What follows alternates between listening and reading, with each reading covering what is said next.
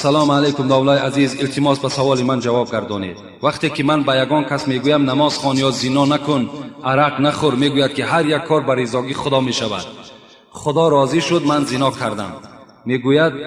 میگوید نمیشود که من هم زنا کنم، عرق خورم. با راضیگی خدا هست. التماس با بابای حاجی درباره قضا میگویند یگان مسئله گپ زنید. البته لاهوری میگوید خدا رحمت کند، ولی در بین ما و شما همین گپا هست که عرق می نوشد، زنا میکند، بعد میگوید که خیر خدا راضی بوده است. نه، خدا در کار بد ما و شما راضی نیست. خداوند هیچ وقت راضی نیست که بنده او زناکار باشد. خدا هیچ وقت راضی نیست که بنده او بی نماز باشد. بلکه لاهوری میگوید که بنده های ضعیف خدا با همین سخن تکیه میکنند، میگویند که خیر رضاگی خدا بوده است، بلکه رضاگی خدا نیست. خدا رحمت کند مولوی را. من برادرای عزیزی که قرآن خوندن نمیتونیم با زبان عربی، اینا با ترجمه تاجیکی و همچنین با حرفای کریلیکی طرز خوندن قرآن. اینا بسم الله الرحمن الرحیم، به نام خداوند بخشنده و مهربان. هم زبان عربی قدی نویسه، هم با زبان کریلیکی طرز خوندنش، هم ترجمهش هست. انا اعطیناک الکوثر فصل لربک وانحر. اینا یکم آیت به درستی که ما تو را کوثر عطا کردیم. یکم آیت نیم انا اعطیناک الکوثر. هر یک آیتی که میخونه ترجمهش هست، هم با زبان عربی نویسه، هم با زبان کریلیکی نویسه، هم ترجمهش با زبان تاجیکی هست. السلام علیکم و رحمت الله و برکاته. یک چند سطرهای را به شما میخوانم در باب تقدیر. چی سخن زیبا گفتند. دو راه پیش ده بندن نهاده، به دستت اختیار جوز داده.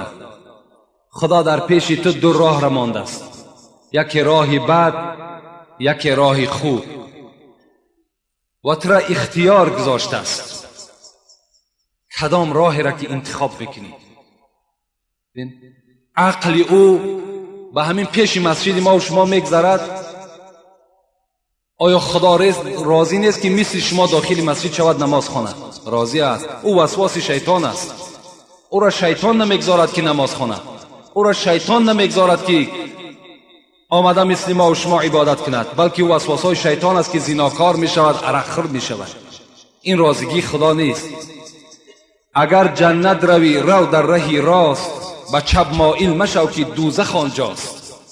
حضرت گفتن این راهی راست، این راهی چپ. چپش دوزخ، راستش بهشت.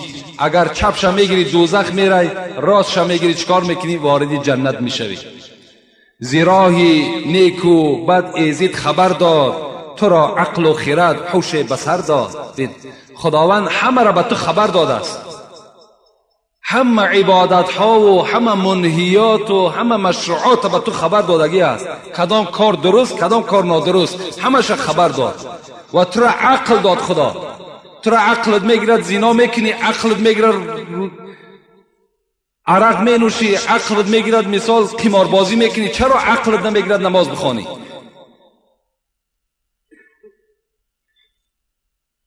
خدا را جو، خدا را جو، خدا را بگو ذکر و بیمان چون و چرا را. حضرت میگوید خدا را جستجو کن، خدا را جستجو کن، بگذار این چون و چرا را. چرا ایت شد، چرا ای خیل شد؟ این رازگی خداست، ایش رازگی خداست. نه، این تا نیست. تو را خداوند عقل داده است، خودت باید اختیار کنی کدام راه ثواب است، کدام راه خطا است.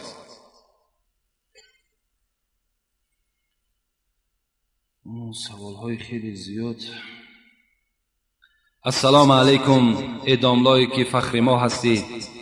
از جواب سوال هایی که پر از آیت و حدیث و شعر عبارت از قناعتمند می شویم. داملا، من در منت یک رفیقم گرفتار شدم که چند وقت پیش به من چند سوم یاردم کرده بود. از آزار بسیار آخر سوم یافته او را دادم. آیا حال منت کن چی هست و من چی رفتار کردم؟ یعنی یک برادر از کسی سوم یاردم کرده است و بعدا منتش میکند که یعنی تو به سوم من بود که مثال روزگار تا پیش بردی و شرایط تا خوب کردی. گفته این برادر خیلی مانده شده است از حساب منت همون آدم. برای همین این آدم چیکار کرده است؟ رفته است از جای باز سوم یافته است و برده آن مقدار سومی که همون یاردم کرده بود همون مقدار پس گردانده داده است. میگذاریم به سوال و جوابهایی که هست. بعدا انشاءالله باز در حق ایشان دعا میکنیم. اینجا یک برادرمان در ما یک سوال تعجیلی دادن و گفتن السلام علیکم بابای حاجی میرزا، ما از راه دور مسافر شده، یعنی از دوشنبه برای صحبت شما آمدیم، لیکن در وقت انتظاری نماز یک موی سفیدی برادر مرا از جا به جا نمود و میگوید که این جای من هست. وقتی که تو مسجد ساختی ما نمی آییم، این درست است یا نه؟ در اصل کدام وقتی که همون موی سفید اگر مسجد ساخت، بعدن یک فرزند خودش را یا یک نبیره خودش را از اونجا بیجا کند، اون حالت هم حق ندارد. مسجد برای همه هست، مسجد جای خاصه ندارد.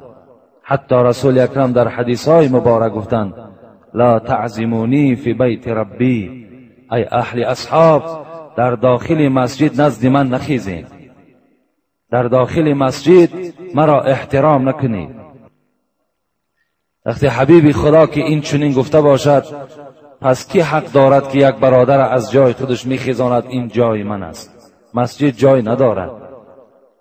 برای جایهای نمایان و صفهایی که پرثواب است، اینجا جوانهایی هستند که من میایم ساعت 8 من این مسجد میایم، در 8 نشستگی هستند.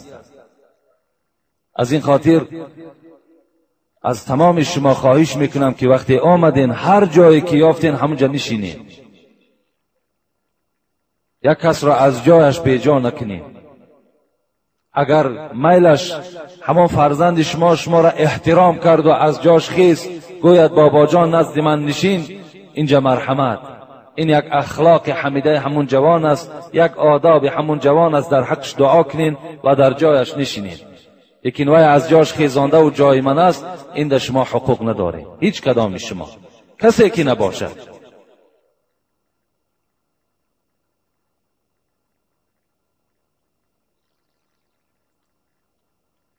این خطی که از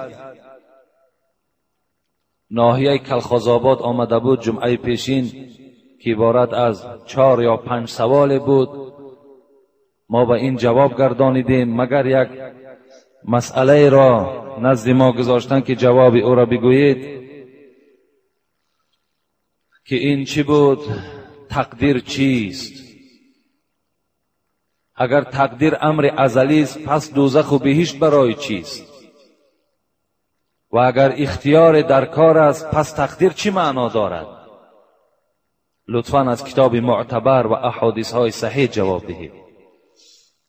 راستی بار این مسئله هست که من بر این جواب گفتن نمیتونم و شما را قانع کرده هم نمیتونم. باب تقدیر این باب هست، این سؤال هست که از دوره های پیغمبر خدا این سؤال بود و در این جواب این تمام مفسرها و محدثا عاجز هستند، جواب گفتن نمیتونند. جوابی که شما را قانع کنند این جواب وجود ندارد. اگر شما این دادر عزیز در آیه اولی سوره تغابن نظر کند، از اونجا ممکن بعض چیزها را برداشته گیرد که خداوند در قرآن میگوید در سوره تغابن هو الذی خلقکم فمنکم کافر و منکم مؤمنون. بین خداوند میگوید من بعضی از شما را کافر خلق میکنم، بعضی از شما را مؤمن خلق میکنم. در این آیه چی بحث های زیاد وجود دارد در تفسیرها.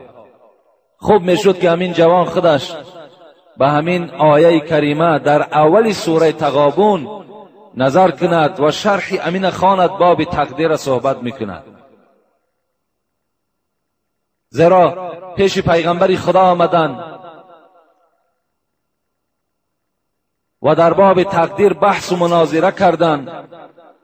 رسول اکرم میگوید وقتی با این اصحابی که بحث تقدیر میکردند، وقتی گوش انداخت و گفت خداوند شما را برای این فرستاد که در باب تقدیر بحث کنید، از این موضوع باز ایستید گفتن رسول اکرم و میگوید چهره مبارک گویا که آب انار در بالای چهره مبارک پرتافته باشی، این گونه سرخ شد. میگوید یعنی نگذاشت که اصحاب پیغمبر در باب تقدیر بحث و مناظره کنند، زیرا عقل انسان به این نمیرسد.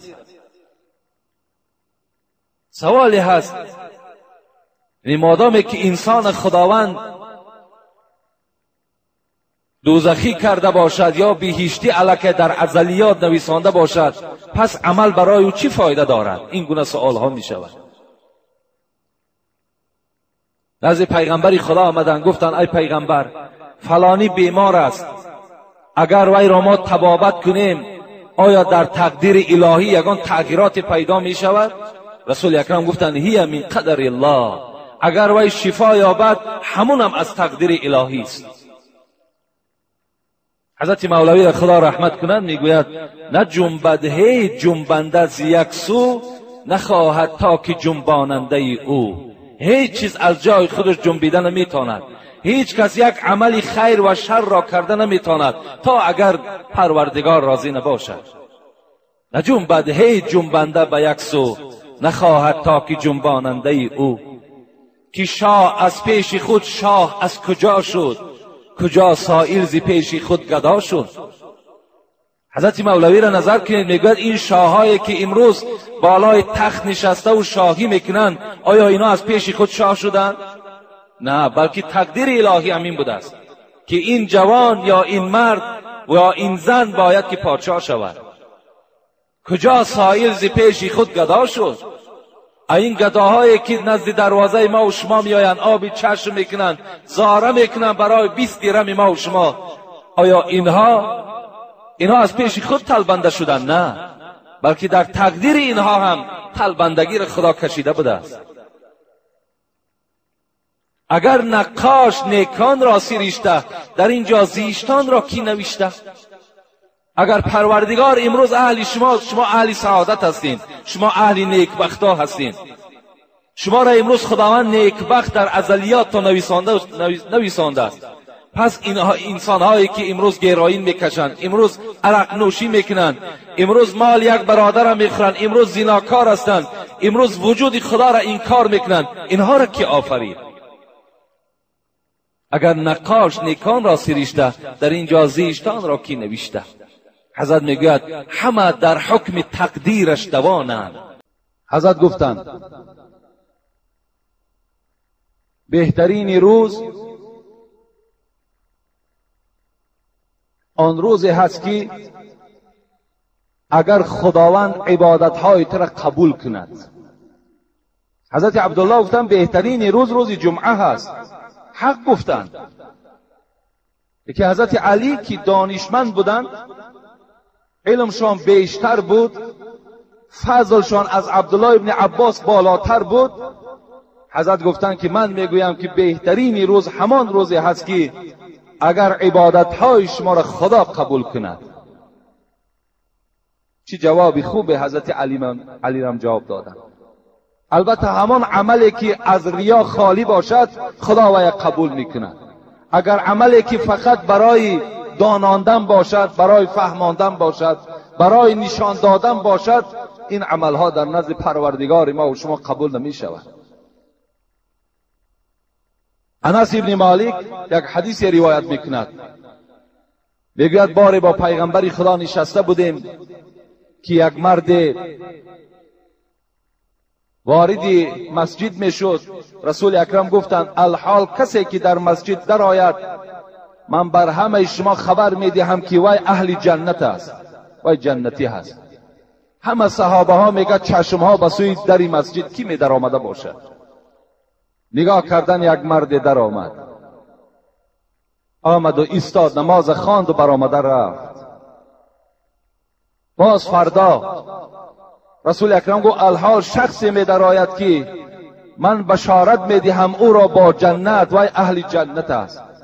صحابه میگن نگاه کردیم باز همون مرد در آمد. سوم روزم این گونه. 3 روز پیغمبری خدا بشارت به جنت دادن، همون نفر می در آمد. عبدالله ابن عمرو میگوید من در حیرت ماندم. و دوست داشتم که من هم اهل جنت باشم و در حال نزد این مرد رفتم. گفتم ای مرد خدا، من با پدر خود کمی جنجال شدیم و من سوگند خوردم در نزد پدرم که 3 روز جانب خانه تو نمی آیم. آیا ای دوستی خدا مرا در خانه خود راه نمی دهی؟ گفت مرحمت، همراه من باش. عبدالله ابن عمر میگوید 3 روز من در خانه این مردی که پیغمبر بشارتی به جنتش داد در خانه این خواب کردم. هیچ عملی را از اون ندیدم که مرا در حیرت بیارد. مثل من گفت 5 وقت نمازی با جماعت میخوان و شب تهجد میخوان، دیگر خواب میکرد، دیگر به کار زندگیش وابسته بود، هیچ عبادتهای زیادی نداشت، هیچ ذکرهای زیادی نداشت. فقط همین شب که در بالش سرش میمان الله اکبر میگفت، لا حول ولا قوت الا بالله العلی العظیم خواب میکرد. که عبدالله ابن عمر میگوید عبادتهای من از عبادتهای او زیاد بود. وقتی 3 روز گذشت من گفتم ای دوستی خدا، 3 باری که تو وارد مسجد شدی پیغمبر تو را به جنت بشارت داد. من با پدر خود جنجال نکرده بودم و سوگند هم نخورده بودم، فقط برای آنکه فهمم که تو باعث چه عمل از اهل جنت شدی. من 3 روز تو را پرسپاس کردم، جستجو کردم، لیکن از تو هیچ عملی ندیدم که مرا در حیرت بیارد. گفتن من یک آدم عادی هستم، هیچ عملی زیادم ندارم. عبدالله ابن عمر میگوید گفتم این گونه که باشد پناه شما به خدا، و میگد از خانهش خواستم بیرون شوم. میگد فریاد زد مرا، گفت نزد من بیا. آمدم. گفت میدانی که با کدام عمل من در نزد پروردگار خود قدر و قیمت یافتم؟ میدانی که با کدام سبب پیغمبر خدا مرا بشارتی به جنت دادند؟ گفتن انا همینش برای من لازم بود. گفته دوستی خدا یقین دان که هر عملی که من میکنم برای خود نمایی و برای نشان دادن مردم نمیکنم. راست از خانه میبرایم، به خدا قسم فقط از برای خدا مسجد میآیم، از برای خدا نماز میخوانم، از برای خدا روزه میگیرم، از برای خدا خیر احسان میکنم، همش از برای خداست. و دیگر عملی که من در دل دارم این است که هر برادری من اگر با دولت شود، هر برادری من اگر بهترین خانه ها را اگر آماده کنند، من در دلم حسد ندارم. این 2 عمل گفت مرا از اهل جنت گردانی، از اهل جنت گردانی. چی خوش می شود که امروز عملهای ما و شما هم خالی از ریا باشد، برای نشان دادن نباشد. همین برادرانی که امروز 1 ماه عبادت کردند، بعد 1 ماه ترک میکنن میروند، همین عملهای اینا گواهی نمیدهد که اینا از برای خدا نبوده است. آیا عبادت بعد رمضان از فرض نیست؟ آیا لازم نیست؟ و دیگر عملی که این دوستی خدا داشته است خالی از حسد بوده است. امروز چی شد این مردم ما و شما را که برای یک برادر مؤمن مان که اگر ذره پیشرفت کند در حال بخل و بخیلی و حسد وجود ما و شما را فرا میگیرد. اگر همین تا عادی کرده با زبان خود ما گویم تلخکف میشویم که یک همسایه ما بهبودی پیدا شد، در خاندان یک همسایه ما یک فرزندی متخصصی خوب پیدا شد، یا یک برادر همسایه ما صاحب یک ماشین خوب شد، یا این همسایه ما یک خانه بهترین انداخت، ما و شما باور کنین دیگرگون میشیم. حالا که تو نمیدانی تعز من تشاء و تذل من تشاء. خداوند گفته ایستاده است من عزت میتم هر کسی را میخوام، خار میکنم هر کسی را که میخوام. همش در نزد من است. عزت دادن از من است، خار کردنم از من است. حسد کجا میبری؟ بخیلی را کجا پیشه میبری؟ تا جای شکر کنی، تا جای در حقش دعا کنی که خدا انصاف او را زیاد کند، توفیق او را زیاد کند، تا که خداوند او را چنان مرد دلیر گرداند که در همون محله خدمتگار اون محله شود. این دعاهای خیر ماندگی ما و شما باشیم. در حسد و در بخل چنگ میزنیم که این حسد و این بخل و این عملهایی که به مردم نشان میدهیم اینا حسنات ما را میخورند، نابود میکنند. بهترین روز همان روزی بود است که اگر خداوند عملهای ما را قبول گرداند. کدام عمل قبول میکرده است؟ همون عملی که خاص از برای پروردگار باشد. خدا رحمت کند صوفی الله را، به نهایت صوفی خوب بودند، عالم بودند. میگوید دل جدا زبان جدا باشد، او کجا طاعت خدا باشد. ما و شما را درس میدهد دل جدا زبان جدا باشد، او کجا طاعت خدا باشد. در زبانت مسلمان کاملی، در زبانت از روی زبانت از روی سر و فرمه‌ای که پوشیده همه بیند میگد از این ده آدم مسلمان و کامل وجود ندارد. لیکن باطن دیگر چیز میخواهد، زبان دیگر چیز میخواهد. دل جدا زبان جدا باشد، او کجا طاعت خدا باشد. جسم در خانقاه و دل در سیر، این چنین بندگی چی خط و چی خبر. جسم در بالای جای نماز است و دل در دیگر موضعها دور زده ایستاده است. این چگونه نماز است میگد؟ این چگونه عبادت است؟ دست در سبحه، زبان در یاد، دل در انجام دنیوی فریاد.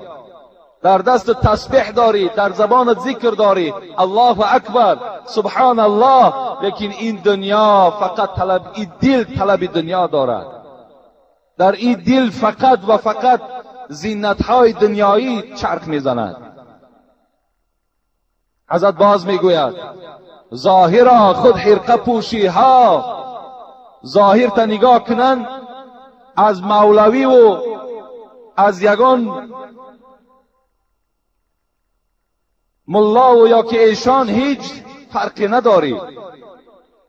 ظاهرا خود حرقه پوشی ها، باطنا خود مکر و فریبی ها. درون پر از مکر است، پر از فریب است.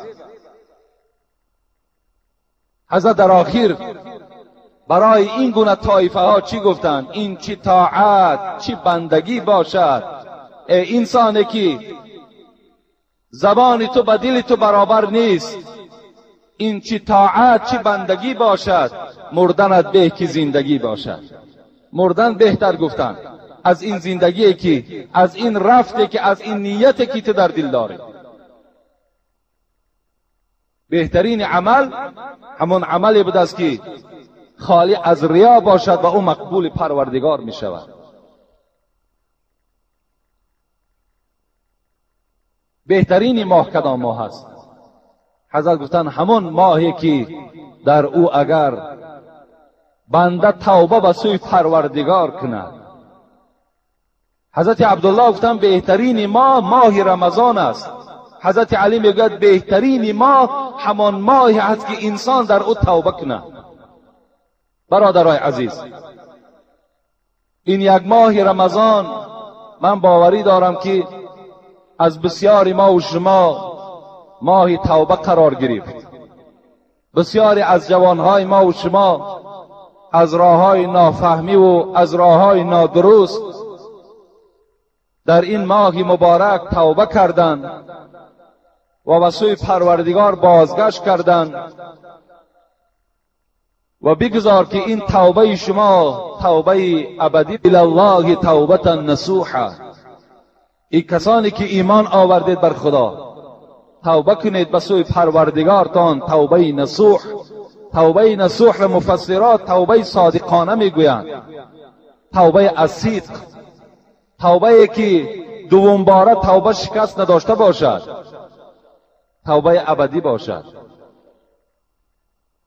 و آن برادرانی که در این ماه مبارک تسلیم شدند در امرهای پروردگارشان، از آنها خواهش میکنم و این آیه های قرآن و احادیث های پیغمبر خدا را به آنها میرسانم که اگر بازگشت نداشته باشین، اگر شما باز توبه شکنی داشته باشین، شما توبه صادقانه نکرده بدهین و این عبادت هایی که شما کردین این عبادت ها خالی از ریا نبوده است.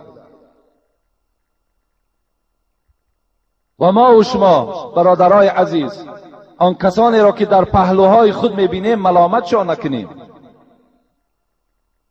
که تو تا دیروز فلانی بودی، تا امروز فلانی شدی. گفته اون برادرانی که امروز در پهلومان میبینیم خرسند شویم. مالک ابن دینار قصه میکنند، میگوید که گاه بار میگه در راه می آمد، نگاه کرد که یک آدمی مست عرق نوشیدگی، در راه میگه یک طرفه میگه افتیدگی. البته عاقبت عرق به همه ما و شما معلوم است که هر کسی که عرق می نوشد وای بی جزا نمی ماند. شما پرسان کنین هر کسی که عرق نوش است باور کنین عاقبت چی دارد؟ عاقبت یا بیماری در وجودش پیدا شده است، یا اینکه یگان شکستی در خاندانش آمده است و بسیاری از صدمه هایی که در راه رخ میدهد همه همون انسان ها اکثریتش آدم های مست هستند و بسیاری همون انسان هایی که حتی جان خود از دست میدهند در حالت مستی از دست میدهند. میگوید آمد نگاه کرد که در یک پهلوی خوابیده هست و مست است. باز به زمین مستی چی میگوید؟ الله اکبر، الله اکبر. میگوید مالک ابن دینار وقتی احوال او را دیدن خیلی نفرت آور بود و گفتن این انسان با این دهان ملوث، با این دهانی که بوی خمر می آید، با این وجود ناپاک خود باز الله اکبر میگوید. این نام محبوب مرا میگوید، این نام را میگوید که من شبن روزن خود الله اکبر میگویم و این جایز نیست که میگوید با این دهانی آلوده از خمر الله اکبر گوید. گویان میرود میگه در یک ظرف آب میارد و دهان همین آدم مست میگوید میشوید تازه میکند تا که از زبان همین دهانی شسته همین الله اکبر صادر شود و بالای سر این آدم مست میایستد و چی میگوید؟ اللهم اهدی هذا المخمور. ای پروردگار حال این بنده به تو معلوم است، ای خدای مهربان این بنده ای خدا از شرمندگی نجات بده. ای پروردگار این بنده ای خودت از خاری نجات بده. خدای مهربان مثل دیگر بندگان دیگر این بنده خودم اهل هدایت بگردان. آمین یا رب العالمین. میگوید بیرون میشود. فردا میگوید خواب بود حضرت مالک ابن دینار که در خوابش یک هاتف میگوید، یک صدای داد، ای مالک تو زبان اون آدم مستی که دوست نداشتی که با اون دهان آلوده خود نام الله را گیرد و تو دهان او را با آب که پاک کردی و دعا کردی، ما که خدای تو هستیم بطن او را درون او را پاکیزه گردانیدیم و او را اهل هدایت گردانیدیم. حضرت مالک میگوید وقتی که من سحر بامداد آمدم نگاه کردم در یک گوشه یک مردی که تاریکا تاریک می آمد. میگوید نگاه کردم در یک گوشه یک مرد زاره دارد، تولا دارد، گریه دارد. خدای مهربان گناههای گذشته مرا مغفرت کن. خدایا هر عمل ناشایسته کردم از حساب جهل بود، از حساب نادانی بود. ای پروردگار مرا مغفرت کن. حضرت مالک میگوید دعای او چنان بر من تأثیر کرد و چنان از دعاش خوشنود شدم وقتی آمدم نزدیک نگاه میکنم همون آدم مستی که دیروز خواب بود همون خداوند هدایت کردگی هست. این وقتی که خداوند این گونه بنده ها را هدایت میکند و توبه این گونه انسان ها را وقتی قبول میکند، چرا توبه ما و شما را قبول نمیسازد؟ یا در قصه های حضرت عمر میگوید باره در کوچه که میآمد، یک جوان از پیش راش برآمد، در تگ کشش میگوید در یک ظرف عرق داشت. وقتی عمر را دید دست و پای او شکست و روبرو آمد. حضرت عمر پرسان کردند ای جوان زیر کش چی داری؟ این جوان میگوید چنان دیگر شکسته دل شد و به سوی پروردگار از تحت دل گفت پروردگارا اگر در پیش حضرت عمر خجالتم نکنی، ای پروردگار اگر از دست عمر من نجات بیابم، خدای مهربان به سوی تو توبه کردم دیگر عرق نمی نوشم. ای خدای مهربان این عرق را با یگان اشیای دنیوی مبدل بگردان. این جوان میگوید بعداً گفت ای عمر، گفت ای امیر المؤمنین در زیر کش من سرکه هست. حضرت گفتند کنی نشان بده بر من. وقتی میبرارد میبیند در اصل عرق به سرکه مبدل شده است.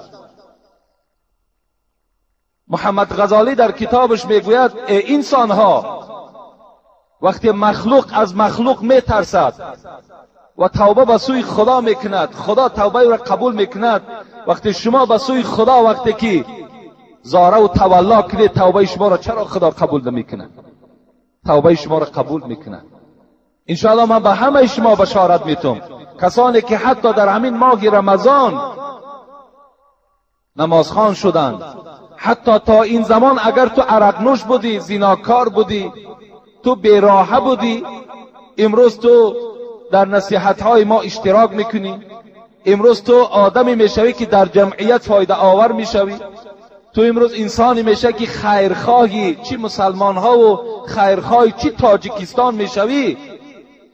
الکه برای تو پیغمبری خدا گفت التائب من الذنب کما لا ذنب له.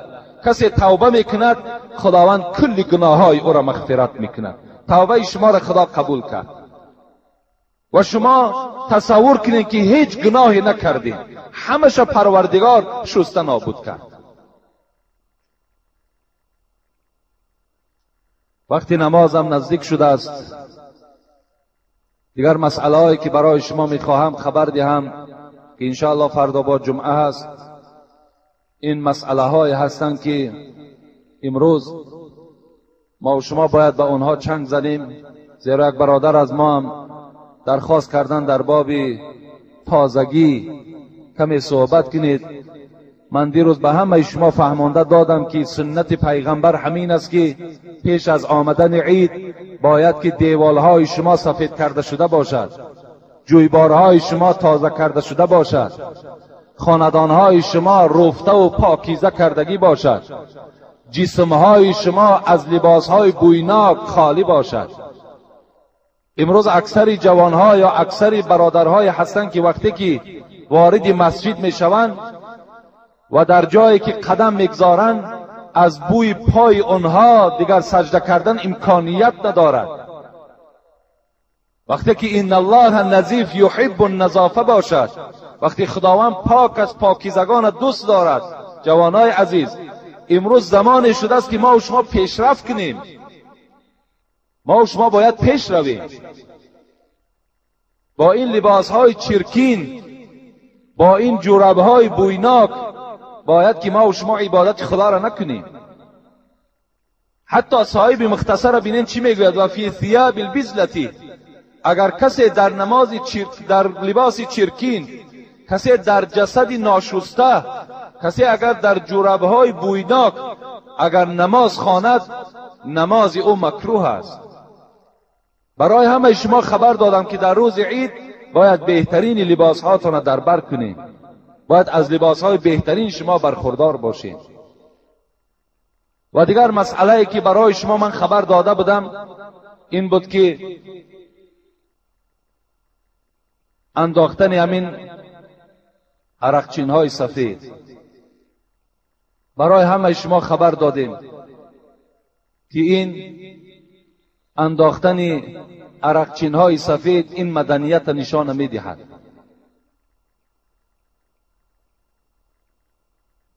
برادرای عزیز، ما و شما باید که در کوچه های شهر وقتی دور میگردیم باید که الحمدلله که امروز ما و شما لباس های ملی خودمان داریم و باید که در کوچه اینم از حسابی بگیم اکنون یگان مدنیت ما و شما را یا بهترین لباس ما و شما را نشان دهد، این انداختن این تاقیه های سفید از او محسوب نمی شود. شما می توانید که در کوچه های شهر جوانها لباس های بهترین پوشین و سر لیچ می توانید که در کوچه ها دور گردید از اونه که شما عرقچین سفید در بالای سرتان میکنید.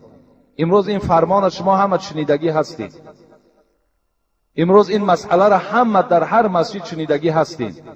مادامی که در همین مسئله امر هست، در همین مسئله سفارش است از همه شما جوانها. من چند بار گفتم، باز از شما پرسان میکنم که اینها را در سرتان نکنید. بهترین لباس ها را در بر کنید، لباس هاتون را زیبا کنید. چگونه لباسی میپوشین همش لباس ما و شماست. لیکن همین مسئله را در همین مسئله کمی تفکر کنید و همین مسئله را کاری کنید که ما و شما که همین سفارش اجرایش خچ چکار کند، عملی گرداند. باز یک بار دیگر همه شما را با این عید فیتر تبریک و تهنیت میگویم و هر مسئله هایی که الحال به گوش شما رسانیدم کار کنید که اینها را عملی کنید. علل خصوص در باب تازگی بسیار با اهمیت باشین. باز فردا نماز جمعه هست، بدنهاتون خوشبو کنین. پیش از آمدن سنت پیغمبر همین است که بدنهامون شسته کنیم، تازه کنیم و بعدا به نماز جمعه آییم. تا که مسجد باید جای باشد که در این داخل انسان باید که راحت کند. در داخل مسجد باید آدم راحت کند، نه اینکه عذاب بکشد. بین رسول اکرم میگوید الملائکه تتعزى مما يتعزى بنو آدم.